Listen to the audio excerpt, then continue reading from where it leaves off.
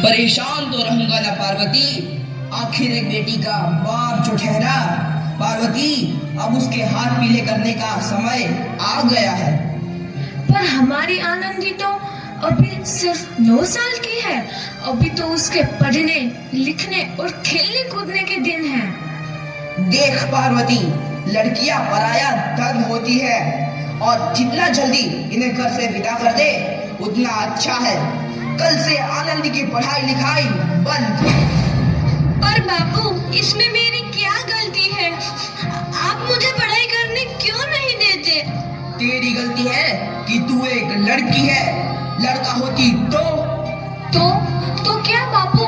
लड़का होती तो क्या? ए लड़की, ज्यादा जबान ना चला, नहीं तो जबान हलक से खींचकर बाहर निकाल दूंगा। बापू, मैं पढ़ लिख कर कुछ बनना चाहती हूँ। मेरी पढ़ाई ना रोको बापू। आनंदी, तुझे पढ़ना है तो पढ़, लेकिन सारी उम्र बाप की छाती पर यूं बोझ बनकर ना बैठ। पर बापू, अभी तो मेरी उम्र पढ़ाई लिखाई की है। मुझे पढ़ लिख कर डॉक्टर बनना है। पढ़ाई पढ़ाई पढ़ाई, आज तो तेरी इन किताबों का काम तमाम करके ही छोड़ूंगा। ये ले।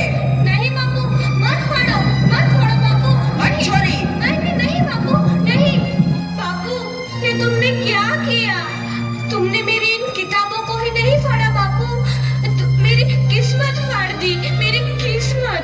ये कॉपी किताबें ना सिर्फ छोरों के हाथ में अच्छी लगती है, लड़कियों के हाथ में तो सिर्फ मेहंदी अच्छी लगती है, मेहंदी।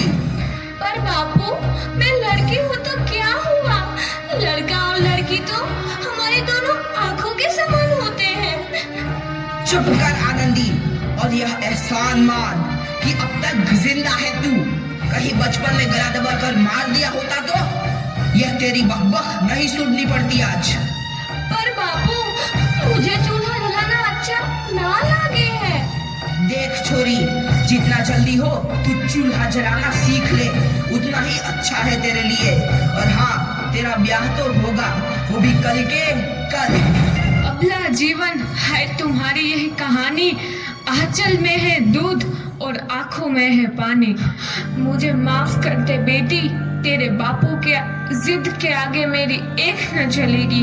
माफ कर दे बेटी, मुझे माफ कर दे। इस प्रकार मात्र 9 वर्ष की छोटी उम्र में आनंदी का विवाह गोपाल राव जोशी से हो गया। बाल विवाह एक सामाजिक कुरीति है और इस कुप्रथा का शिकार होना पड़ा आनंदी को। 5 वर्ष बाद आनंदी 14 साल की हो गई है। उसके घर एक शिशु ने जन्म लिया है। देखते हैं आगे क्या हो। देखिए ना, इसे क्या हो गया है? इसका माथा तो अंगार की तरह तप रहा है। इसे तो बहुत तेज बुखार है। आप बिना कुछ भी बोलते हैं, दीजिए मुझे।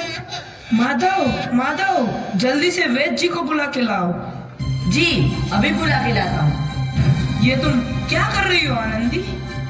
भगवान की विभूति लगा रही हूँ। बस करो आनंदी, ये सब अंधविश्वास है।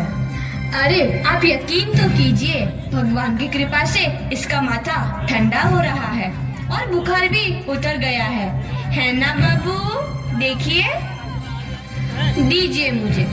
उठो बाबू, आंखें खोलो, तुम्हें तुम्हारी माँ बुला रही है। आंखें खोलो, देखिए ना इसे क्या हो गया है। आंखें भी नहीं खोल रहा। आंखें खोलो बेटा। आप चुप क्यों है? आंखें खोलो बेटा, आंखें खोलो। आनंदी, हमारा बेटा कभी आंखें नहीं खोलेगा।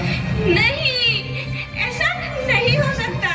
मेरे बेटे को मुझसे कोई नहीं छीन सकता, कोई नहीं छीन सकता। पागल मत बनो आनंदी। माधव, माधव। आनंदी, बंद करो ये पागलपन। भगवान ने मेरा बच्चा छीन लिया। भगवान ने नहीं, तुम्हारी अशिक्षा और अंधविश्वास ने तुम्हारा बच्चा छीना है। अगर तुम पढ़ी लिखी होती तो आज हमारा शिशु जीवित होता। तुम अनपढ़ थी आनंदी, अनपढ़। नहीं, अब मैं अनपढ़ नहीं रहूंगी। नहीं रहूंगी मैं अनपढ़। मैं पढ़ूंगी ताकि कल किसी और आनंदी को इलाज के अभाव में अपना बच्चा ना खोना पड़े। शाबाश आनंदी, और यही तुम्हारे अपराध के लिए प्रायश्चित भी है। जब से देखा तू है नदी। आनंदी, तुम्हारी 12वीं का परिणाम आ गया है। तुमने पूरे कॉलेज में प्रथम स्थान अर्जित किया है। आनंदी, तुम्हारी मेहनत रंग लाई है। तुम्हें शिक्षा वृत्ति मिली है। ये लो तुम्हारे अमेरिका जाने की टिकट। मुझे शिक्षा वृत्ति मिल गई, मैं अमेरिका जा रही हूँ। पर ये सब मैं अकेले कैसे कर पाऊंगी? आनंदी, अपने आप को इतना कमजोर क्यों समझ रही हो? फिर इतना पढ़ने लिखने का क्या फायदा? तुम अभी गवार की गवार नहीं हूँ मैं अब गवार।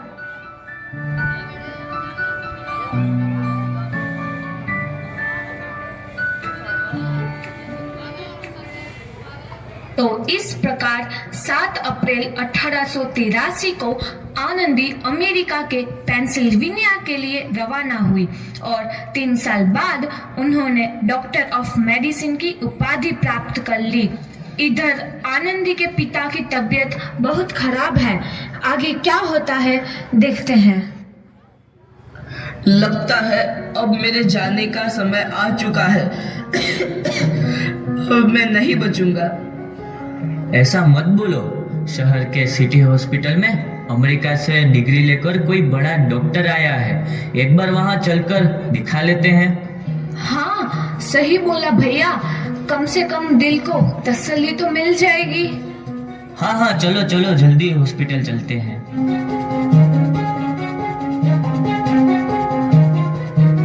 इस मरीज की हालत तो बहुत ही खराब है। कोई चमत्कार ही इसे बचा सकता है। ऐसा मत बोलो भाई। डॉक्टर साहब कब तक आ जाएंगे? लो आ गई डॉक्टर मैडम। डॉक्टर मैडम जल्दी देखिए, मरीज की हालत बहुत ही खराब है।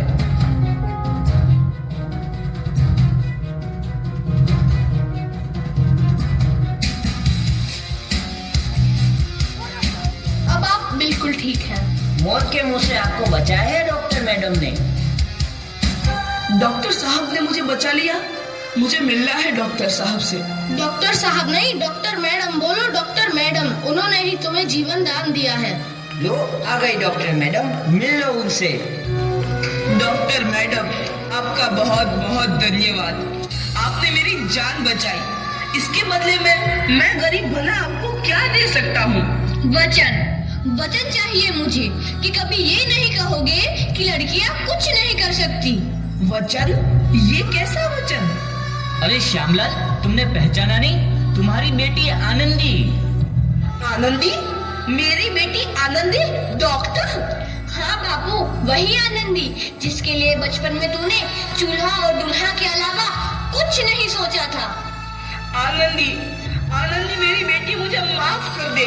मैं तेरा गुनहगार हूँ बेटी। नहीं नहीं बापू, वही आनंदी जिसके हाथ पीले करके तुम उसकी सारी जिंदगी काला कर देना चाहते थे। माफ कर दे मुझे मेरी बच्ची, माफ कर दे। मैं तेरा अपराधी हूँ मेरी बच्ची, माफ कर दे। नहीं बापू, मैंने तो तेरा एहसान चुकाया है।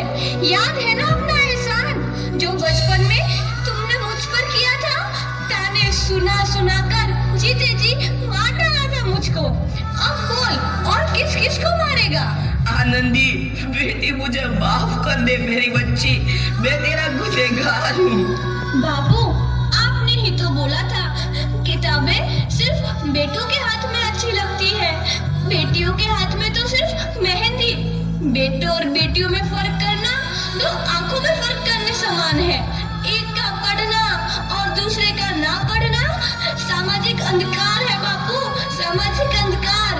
उपकार मांगता हूँ मैं तुझ जैसी बेटी का, जिसने सारी उम्र मुझसे कुछ ना मांगा तो सिर्फ बराबरी का दर्जा।